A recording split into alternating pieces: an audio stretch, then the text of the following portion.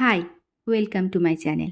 কাল দুজন মিলে চলে গিয়েছিলাম একটু ঝুলনের মেলা দেখতে। প্রত্যেক বছরই আমাদের এখানে নসিপুরে ঝুলনের মেলা হয়, কিন্তু এবছর আমি প্রথম যাচ্ছি ঝুলনের মেলা দেখতে। তাই বিকেল বিকেল রেডি হয়ে বেরিয়ে পড়লাম নসিপুর যাওয়ার জন্য।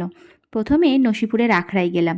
এই আখড়া থেকে প্রত্যেক বছর নসিপুরের ঐতিহ্য চাঁদির রথ বেরোয়। আখড়ার ভিতরে ঢুকতেই দেখি গোপালকে একজন দোল দিচ্ছে, তাই আমারও ইচ্ছা করলো গোপালকে একটু দোল দেওয়ার। তাই গোপালকে আমিও একটু দোল দিয়ে নিলাম আর প্রণাম করে নিলাম। তারপর সেখান থেকে বেরিয়ে চলে গেলাম মূল মন্দিরের দিকে। তোমরা দেখেই হয়তো বুঝতে পারবে মূল মন্দিরটা অনেক দিনের পুরনো একটা মন্দির। এখানে রাধা আর কৃষ্ণ তার সমস্ত সখীদের সাথে বিরাজমান।